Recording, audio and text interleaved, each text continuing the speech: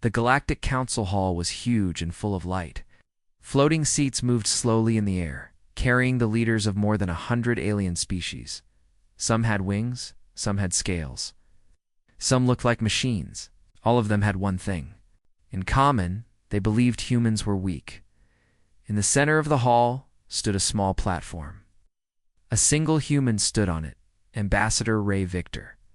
She wore a simple gray uniform with the Earth emblem on her chest. Her brown eyes looked straight. Ahead, her face was calm. Her hand stayed behind her back. She waited. The hall was silent. A loud voice came from the council speaker, a tall, armored alien called Counselor Tyrax. He had 4 arms, glowing red eyes, and a long metal staff in his hand. "You may speak," human Tyrax said, his voice deep and sharp. But Ray said nothing. She looked around the chamber slowly. Hundreds of eyes, sensors, and lenses stared at her. Many aliens whispered to each other. "Why isn't she talking? She broken? Humans always waste time." Counselor Zinter, a cold-looking creature covered in white crystal scales, hissed. Earth was invited as a guest, not as an ant. Equal. Speak now or leave. Still, Ray stayed quiet. A few aliens laughed. Others showed signs of boredom or anger. Then, Ray took one slow step forward. "I will speak," she said finally, her voice calm but strong.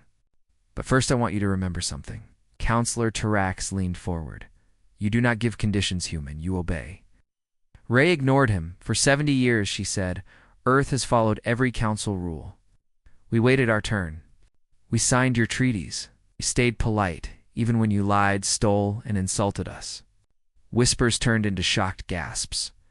"We asked for help when our colony on Artemis 4 was attacked. You said it was not your problem. We found out later council members funded the pirates." Counselor Zinter slammed his hand on the console. "You speak lies. This is a serious claim." Ray looked up at him. "It is not a claim. It is a fact." Suddenly, the lights in the council hall dimmed. Red warning signs flashed across the large holograms. Alert. Unknown ships entering. Restricted space. Stealth signatures detected. Massive energy spikes. Weapons active. Aliens began shouting in fear and confusion. Counselor Tyrax shouted, "What is happening?" Ray didn't move. "That," she said, "is Earth's second fleet." Main hologram in the center of the room turned on. A giant black warship appeared. Its shape was strange, sharp, silent, and deadly. Behind it were dozens more. They did not shine. They did not broadcast signals. They simply waited. No one had seen human ships like this before. "This is impossible," a council member said. "Earth does not have this kind of technology." "You watched what we let you watch," Ray said. A new voice came into the chamber, loud and clear. "This is Commander Lee of the human warship Resolve. We do not wish for war, but we will not run from it. Lower your weapons, or we raise ours." Panic spread through the council. What do they want? Why are they here? Are they going to attack? Ray spoke again. Her voice was louder now. "We are here to remind you of something you forgot. Humans are kind, but we are not weak. We are patient, but not blind. We are peaceful, but not helpless." The hologram changed. It showed the ruins of Artemis 4 human. Children crying, destroyed buildings, smoke and fire, and council ships. Flying away from the scene, many leaders looked down in shame. "We came here today with one message," Ray said. "Earth is done begging. We are done waiting. We'll no longer be polite while you pretend we don't matter." Counselor Tyrax stood up. "You've threatened the council with war?" "No," Ray said. "Offer a choice." She raised one hand. "Stand with us in justice, or stand alone in the dark." Silence. Total silence. Even the loudest species said nothing. For the first time, the Galactic Council was afraid, not of war, but of what they had awakened. The humans had stopped smiling, and the galaxy had just changed forever. The silence in the Galactic Council hall was heavy. No one spoke, no one moved. Ambassador Ray Victor stood tall on the center platform. Behind her, Earth's warships hovered in space, massive, dark, and silent. The image of the fleet still showed on the main hologram. The aliens had never seen ships like those before. Counselor Tyrax finally broke the silence. You came here. With weapons pointed at us, he growled. You speak of peace, but this looks like a threat. Shh.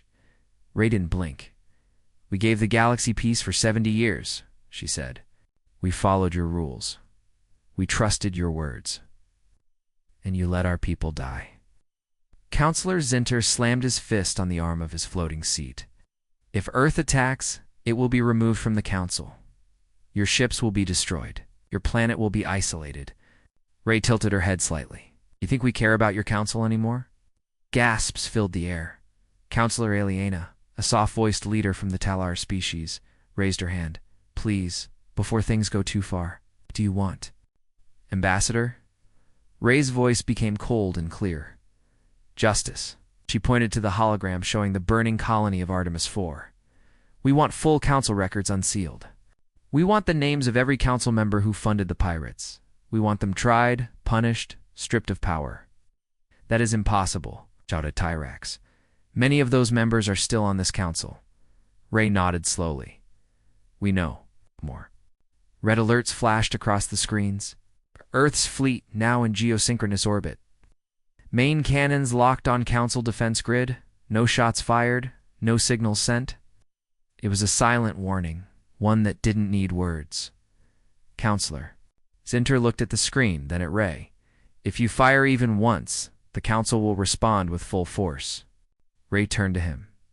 Then prepare for fire, she said calmly. Because Earth no longer fears your full force. There was another voice from the human warship Resolve. We are ready to destroy every defense platform within 30 seconds. Our weapons are charged. Targets are locked, awaiting command. Inside the chamber, some leaders looked terrified. Others looked shocked. A few looked ashamed. Counselor Aliena stood again. Please wait. There may still be a peaceful way. Ray turned her gaze toward her. We hope so, Ray said. That's why we haven't fired yet. She walked to the edge of the platform. Her steps were slow, her voice firm. Let me make this clear. Earth is not here to conquer. We are not here to rule. We are not the enemy, she paused, unless you choose to make us one. Every alien listened closely now. Earth wants justice for what happened at Artemis IV. We want safety for our colonies. We want respect, not fear. And if this council cannot provide it, then this council is broken. Another hologram turned on. It showed Earth's colonies across different star systems. Clean cities, happy people, peaceful trade. And then, more images. Colonies attacked, ships destroyed, families lost. All while the council did nothing. You call us violent, Ray said. But it was your silence that caused war, not our weapons. Counselor Tyrax stood again. And if we say no? If we deny your demands? Ray looked him in the eye. Then we will break this council and build a better one without you. The chamber fell silent again. Then something unexpected happened. A small voice spoke from the far side of the hall. It came from Counselor Breen of the Darcy, a small gray species known for peacekeeping. I vote in favor of Earth's demands, Breen said. What happened was wrong. The council protected the guilty. It is time for truth. Another voice joined in. Counselor Rinna of the Vortec. Earth stood with us when we were attacked. We forgot that. I vote in favor too. One by one. Others began to speak. Some still stayed silent. But enough had spoken. The tide was changing. Counselor Zinter glared at Ray. This is a mistake. You will regret this, human. Ray's expression didn't change. No, she said. You regret this moment. Because this was the day Earth stopped asking. She turned and walked off the platform. Behind her, the human warship slowly turned and began to retreat. Not because they were afraid, but because Earth had made its point. The council hall was quiet long after the human ambassador left. No one knew what to say. The humans had come with fire at their backs not to conquer, but to demand justice, and they had not begged, it warned. The council chamber still showed the image of the human fleet pulling away. Massive ships, dark and quiet, moved like shadows across the stars. Counselor Tyrak stood frozen at his seat. His claws tapped on the edge of the console. They should not have spoken to us like that. We are the council. Counselor Aliana replied softly, and yet we did nothing when their people were attacked. Counselor Zinter's crystal-like. The voice was cold. We cannot allow this. If Earth rises, others may rise too. But order will collapse.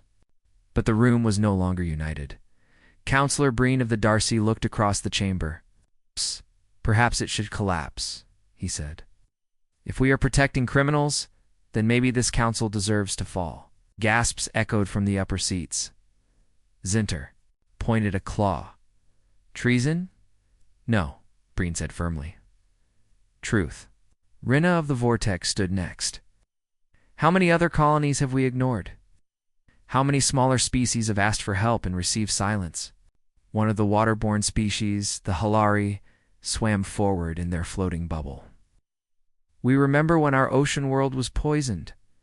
Earth was the only one who sent aid. The council just studied the damage. One by one, voices joined, whispers of doubt, then whispers of agreement, then arguments. The council was cracking. Back on the human ship Resolve, Commander Lee watched the council's chamber feed on the side screen. He stood quietly beside Ambassador. Ray Victor. That was a risk, Lee said. You stood alone. I didn't come alone, Ray answered. You were in orbit. Lee smiled slightly. They blinked first. No, Ray said. They're still thinking. But now, they're afraid of what we might do. That fear will make them talk or attack. Ray turned toward him. Then let them try. 2 days passed, then 3. Messages from the council started coming in, not public ones, but private. Some from council members who voted against Earth, some who had stayed silent. Some even asked for meetings. One message came from Counselor Aliana. The council is dividing. Some still want war. Others are listening. The truth you showed cannot be hidden anymore. But you must move carefully. The ones you exposed, they are powerful. Another message came from a rebel group inside the Talari worlds. We have proof. The pirates who attacked Artemis IV were paid by Counselor Tyrix's allies. Documents, transfers, ship logs. We are sending them to you now. Inside Earth's command center, deep in the Andes Mountains, the data was received and analyzed. The proof was real.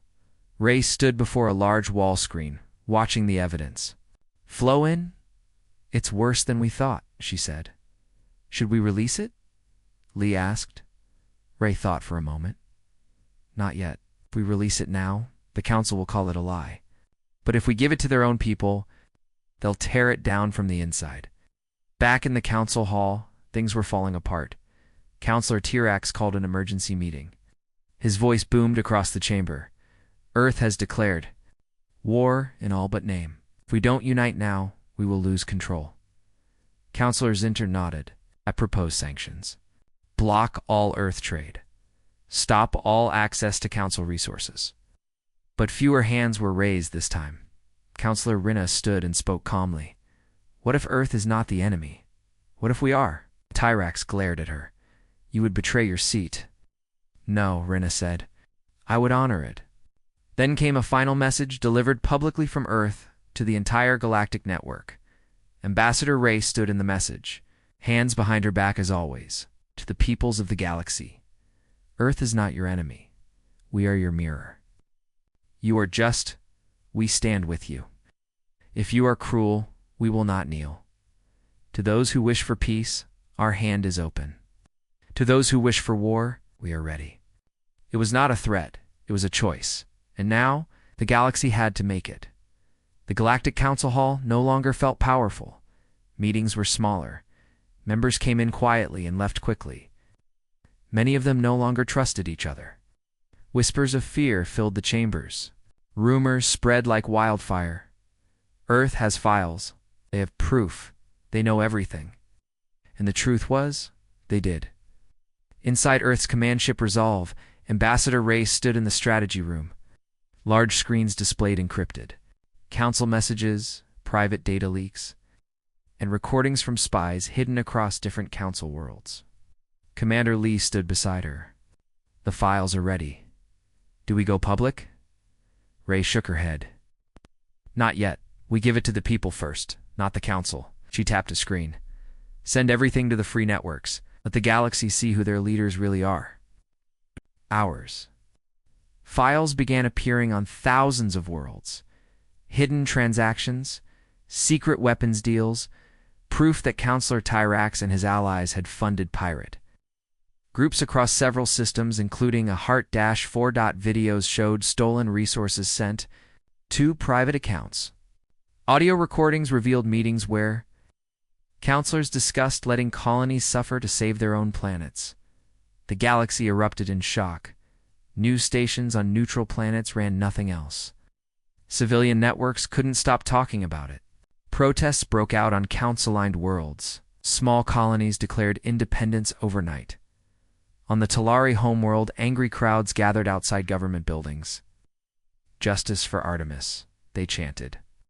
"Punish the liars." In the Darcy system, students hacked into the council's official communication network and streamed the human files non-stop. Counselor Tyrax, once seen as untouchable, was now hunted by his own people.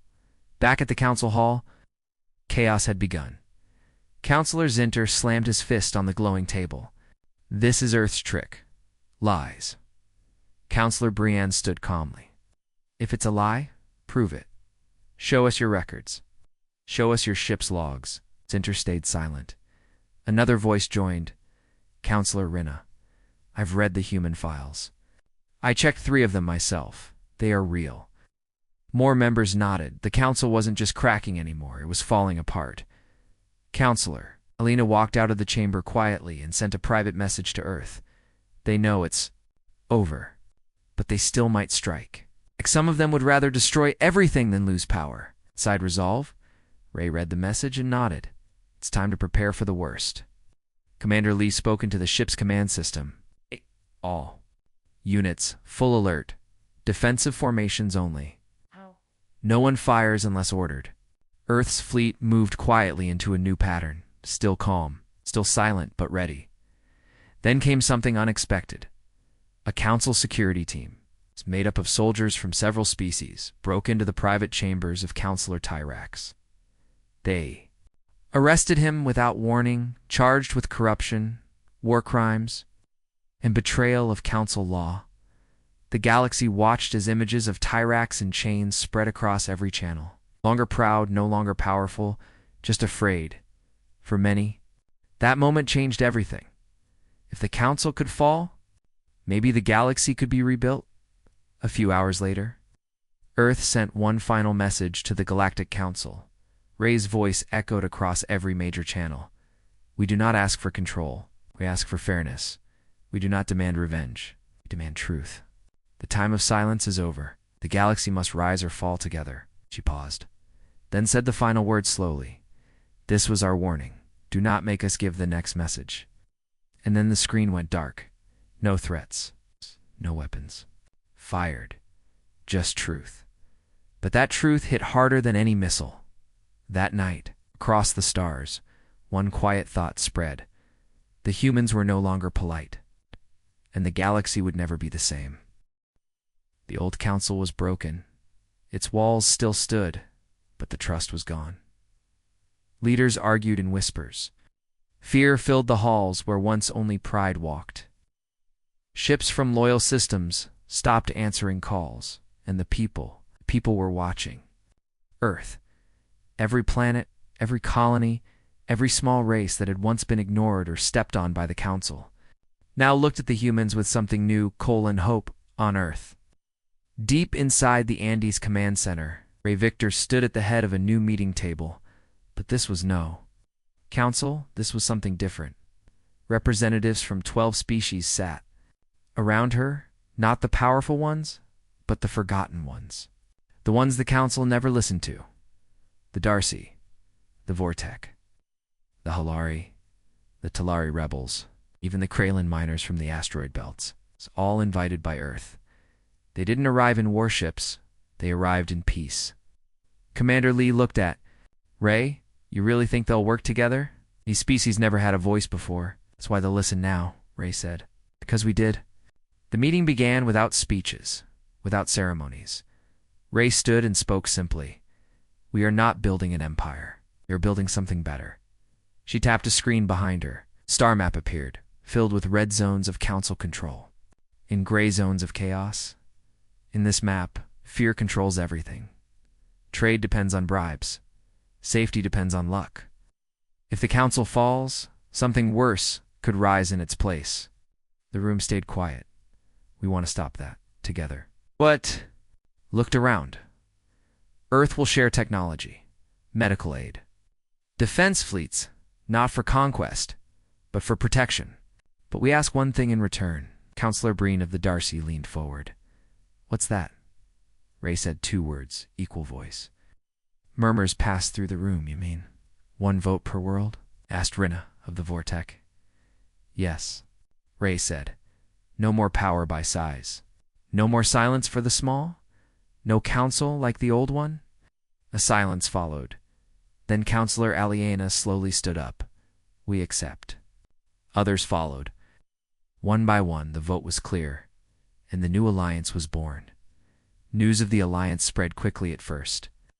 The old council tried to stop the signal blocking channels, threatening stations, spreading lies, but it didn't work. The people were tired of fear. They wanted something new, across dozens of star systems. Planets raised Earth's banner next to their own, not as a sign of surrender, but of unity. Earth was no longer alone, and more importantly, it had friends. Back in the ruins of the council hall, Counselor Zinter sat in the shadows. Only 6 members remained now. Tyrax was gone. Aliena had joined Earth. Others had vanished or fled. One of the guards entered. More planets have left, sir. The Outer Rim colonies declared for the new alliance. Zinter said nothing. He simply stared at the empty seats. Then he whispered, The humans, they did this, sir. The guard replied, You did this. They only stopped being polite. Meanwhile, Earth and its allies began working fast. Hospitals were built on frontier planets. Old colonies were reconnected with newcom. Relays.Earth warships moved not to threaten, but to protect. Pirates that once hid behind council blind. Spots were now hunted by Earth's patrols, for the first time in generations. Small worlds felt safe. For the first time in memory, there was hope. On a distant mining world, a young Kralin boy looked up at the sky. His father pointed to a passing ship, sleek, fast, and marked with Earth's flag. That's them, his father said. The humans, they came. The boy asked, Are they heroes? His father thought for a second. No, he said, there's something better. They're fair. And far above, in orbit, the warship Resolve moved through space quietly, ready if needed, watching, protecting because Earth had learned a lesson the hard way. Being polite didn't work, but standing up for what's right. That changed everything. Old Council was dying. Its members were few. Its orders were ignored. Systems once loyal now followed Earth and the new alliance. But not everyone was ready to let go. Some still held power. Some still had warships. And some still wanted revenge. In the deep space near the Veil Nebula, 6 Council dreadnoughts floated in silence. Each one was armed with plasma cannons, orbital bombs, and stealth armor. They were old, but dangerous. Inside the flagship Final Oath Counselor, Zinter stood tall, dressed in black armor. His eyes glowed with anger. They humiliated us, he growled. They exposed our secrets, tore apart everything we built. The captain of the dreadnought replied, Most fleets are gone, sir. Only these ships remain. Then they will be enough, Zinter said. We strike Earth. We remind them who ruled first. On Earth's moon base, alarms began to ring. Unknown vessels entering Sol System. Dreadnought-class signatures. Old Council design. Stealth shields activated. Commander Lee stared at the screen. They're coming here. They're aiming for Earth. Ambassador Ray didn't speak. Shh. She simply turned and gave one order. Activate full defense. In orbit, Earth's fleet moved like a shield of steel. 72 ships, all powered with upgraded human tech. All waiting, silent, deadly. The dreadnoughts came in fast. They didn't send a message. They didn't ask for surrender. They simply opened fire. Beams of plasma shot across space. Earth's outer defense grid lit up, absorbing the hits. But two satellites exploded. Civilian ship was nearly struck. Commander Lee's voice echoed on all channels. To all Alliance forces, engage. The response was instant. Human warships surged forward. The Resolve, Earth's flagship, led the charge. Its pulse cannons fired twin shots that tore through one dreadnought's armor. The enemy ship spun and crashed into a debris field. More Earth. Ships joined in, moving like wolves in a pack. Missiles, lasers, railguns. The stars turned into fire. But the dreadnoughts fought hard. These were not weak ships. They'd crushed rebellions, erased moons, ended wars, and now we're losing. Inside Final Oath, Zintar watched two of his ships explode on the view screen. How? How can they be this strong? He whispered. Ship's officer replied, They are not just strong, sir. They are united. Back on Earth, Ray Victor watched the battle from orbit. She didn't cheer. She didn't smile. She simply said, this was their choice. Moments later, the final dreadnought tried to escape. Resolve locked on and fired one. Clean shot. The enemy ship vanished in a ball of fire. The battle was over. It had lasted only 11 minutes. 6. Dreadnoughts destroyed 0 Earth losses on every worth. Screen across the galaxy, the images played, not to show power, but to show the truth. The Council had tried to strike one last time. And Earth had stood strong in the ruins of the Council Hall. Only 2 members remained. One was old, one was silent, and both now knew. The Council was finished. That night, Ray sent a message to all Alliance worlds. Her voice was calm, clear, and strong. We did not want this battle. We asked for peace. But we will never again bow to fear. Never again kneel to false power. To the people of the stars, stand with us, or stand aside, because the future is already moving forward. And, far above in the silence of space, the Earth fleet stood watch once more, not to conquer, but to protect what they had built. Together. The war was over. The Council's last fleet had been destroyed. And now, the stars were quiet. But something new had begun. Across thousands of systems, people no longer spoke of the Galactic Council. They spoke of the new alliance, and at its heart was Earth. In orbit above Earth, the flagship Resolve hovered like a guardian. Smaller ships from many species came and went. Humans worked beside Darcy, Vortek, and Hilari, all allies now, not just guests. Inside the newly built Unity Station, a massive meeting hall stood ready. It was larger than the old council chamber. Simpler, brighter, and equal. No golden thrones. No raised platforms, just a round table, and one seat for every world ambassador. Ray Victor stood before the table as the last representative took their seat. We are not here to rule, she said calmly. We are here to listen. The room was quiet. Not tense, but focused, Ray continued. We have seen what happens when power is used for fear. When silence becomes safety, we choose a different path. She tapped a screen, and a star map lit. Up behind her, trade routes will be open. Defense forces will be shared. Medical aid and food supplies will go where needed, not just to the rich, but to all. She looked around the table, and Earth will not lead alone. Every voice matters. On the surface of Earth, cities welcomed alien guests for the first time in history. Shining towers in New Geneva now had signs in 10 languages. Children of different species played together in the parks. A Vortek teacher gave a lecture at Harvard University, and on a clear night, lights from orbiting ships sparkled in the sky like new stars. But Earth wasn't just becoming a center of peace, it was becoming a center of strength in the Andes base. Commander Lee reviewed the expanding fleet. New ships were being built. Not for war, but for protection. Each ship was co-designed with Earth's allies. Faster, smarter, cleaner. A Talari engineer stood beside a human technician. "I never thought I'd see this," he said. "Neither did we," the human replied. "But we're building it now, together." Meanwhile, old systems that had once served, the Council sent messages to Earth. Some asked for protection, some asked for help rebuilding, and some asked for forgiveness. Earth gave it, but never forgot. Not everyone celebrated. Though far beyond the core worlds, small groups still resisted. Former Council loyalists, old warlords, pirate kings. They watched Earth rise with hate in their hearts. But now, they no longer faced a weak voice. They faced an alliance. They faced unity, and they faced ships that no longer held back.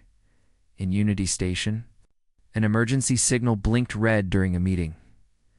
Ray checked the feed. A refugee ship near the Krell Rift was under attack by raiders. Without waiting, she turned to the table. "We have a choice." The representative from the Halari spoke first. "We send help." "Agreed," said the Darcy. "Let the fleet move," added the Talari. Moments later, Earth's patrol ships and 2 Allied cruisers warped out of orbit, headed straight for the danger. Hours later, the refugee ship arrived safely at a border station.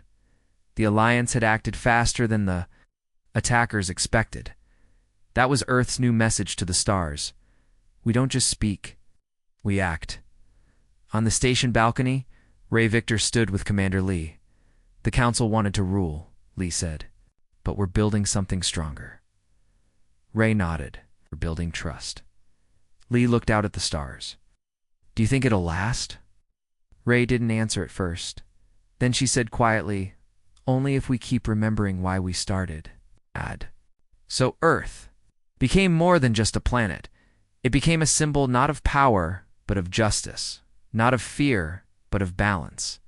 A place where voices were heard, and a place where, finally, everyone mattered. The stars were no longer silent. They echoed with voices not just human, but many kinds. Ships moved in peaceful formation. Trade routes reopened. Colonies once forgotten now had clean water, food, and safety. And at the center of it all was Earth. The new alliance had become real. Not just words, not just promises, but action. Unity Station. Now the largest orbital hub ever built, buzzed with life. Inside its bright chambers, representatives from hundreds of worlds worked side by side. They argued, debated, voted, but no one was silenced, and no one stood above the others. On Earth, people walked freely in cities once protected by shields. Children learned about alien languages in school. Humans no longer feared invasion because the galaxy now saw them not as weak, but as protectors. Ambassador Ray Victor stood on the Unity Station balcony, overlooking the stars. She remembered everything. The mocking laughter at the first Council summit. The silence when Earth asked for peace. The moment they were told, "You may speak, human," and now. The galaxy was listening. Commander Lee joined her. "We've come far," he said. Ray nodded, "but the work's not over." "No," Lee agreed. "It's just beginning."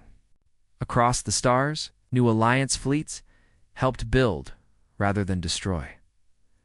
They cleaned toxic planets left ruined by the Council. They rescued colonies attacked by warlords. They rebuilt jump gates for peaceful travel. Even small worlds, ones with no ships or soldiers, now had a voice. One such world, Arana 5, once a mining rock left to die, now had running water, new schools, and a full vote in the alliance. A young Irani girl spoke on a broadcast. "Before, no one cared if we lived or died. Now Earth hears us. Now the stars feel safe." The galaxy watched and remembered. But peace didn't mean weakness. The Alliance Navy, powered by Earth's newest technology, still trained hard. Patrols remained on the edge of known space. Threats were rare, but the message was clear. We do not seek war, but if it comes, we will stand together. Old council symbols were removed from stations. Statues of tyrants fell in their place. New ones rose, not of heroes or leaders, but of unity, a monument of a human hand holding a Vortec claw and a Darcy wing. Under it, the words were written in a dozen languages: justice, honor, one galaxy. Back in Unity Station, Ray addressed the full Alliance assembly. Her voice echoed in the hall, calm but strong. We were laughed at, ignored. We were seen as primitive, but we showed who we are, not with fear, but with truth. Not with power, but with purpose. We are not building an empire. We are building something better. She paused and looked around. A galaxy where peace is protected, where power serves the people, where no voice is too small. This is not just Earth's victory, it belongs to every world that chose to stand. And finally, we were polite. Then we were firm. Now we are free. The chamber erupted in applause, not forced, not out of fear, but with pride. Because this time, every hand clapped, every species cheered, and every heart believed. The galaxy had once been ruled by silence and greed. Now it moved forward. Choice at a time, together. Not perfect, but hopeful. In the quiet of deep space, a small ship floated. A trader, a refugee, scout. It didn't matter. They flew without fear because they knew someone was watching the stars. And if danger came, would speak again, not with empty words, but with justice. And this time, the galaxy would listen.